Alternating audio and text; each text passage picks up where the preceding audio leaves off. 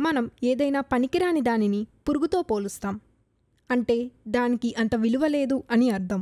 కానీ ఇప్పుడు చెప్పబోయే విషయం వింటే మాత్రం ఇప్పటి నుండి ఆ ధోరణిని మార్చుకుంటారు.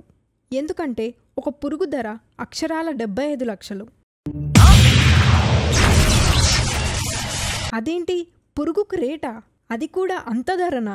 దానికి అంత ఖరీదెందుకు? దాని ప్రత్యేకతలు ఏంటి? అది ఎక్కడ నివసిస్తుంది అనే విషయాలు ఈ స్టోరీలో తెలుసుకుందాం.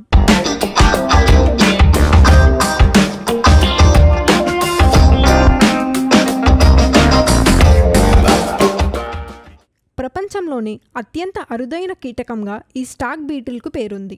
ఈ స్టాక్ బీటిల్ పురుగును అదృష్టానికి చిహ్నంగా అంతా భావిస్తారు. ఇది చెక్కలపై ఆధారపడి జీవించే కీటక జాతికి చెందిన పురుగు. ఈ స్టాక్ బీటిల్ అటవీ పర్యావరణంలో చాలా ముఖ్య పాత్రను పోషిస్తుంది.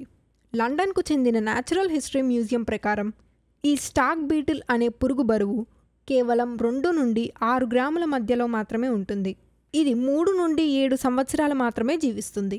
మగ స్టాక్ బీటిల్ పురుగులు 35 నుండి 70 మిల్లీమీటర్ల పొడవు, ఆడపురుగులు 30 నుండి 50 మిల్లీమీటర్ల పొడవులో ఉంటాయి. ఈ పురుగుకు స్టాక్ బీటిల్ అనే పేరు రావడానికి వెనుక ఒక పెద్ద కథే ఉంది. ఈ స్టాక్ బీటిల్స్కు ఉన్న కొండీలు మగ జింకల కొమ్ములాగా ఉంటాయి. అందుకే వీటిని స్టాక్ బీటిల్స్ అని పిలుస్తారు. ఈ స్టాక్ బీటిల్స్ అనే కీటకాలను రకరకాల చికిత్సల్లోనూ ఉపయోగిస్తారు. పైగా అదృష్టానికి గుర్తుగా కూడా భావించడంతో దీనికి అంత ధర పలుకుతుందని లండన్ న్యాచురల్ హిస్టరీ మ్యూజియం పేర్కొంది.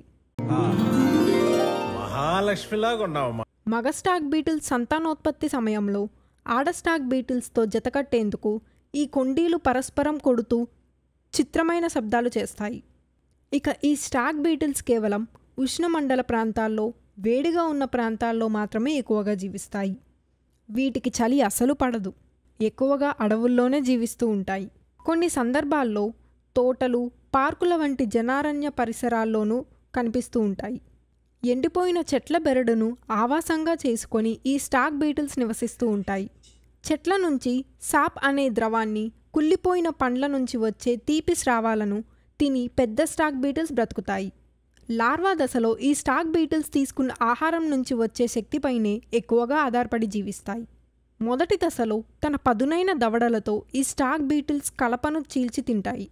కేవలం ఎండిపోయిన చెట్లనే తమ ఆహారంగా చేసుకుంటాయి. మరిన్ని ఇలాంటి లేటెస్ట్ అప్డేట్స్ కోసం హవీష్ మీడియాని సబ్స్క్రైబ్ చేయండి.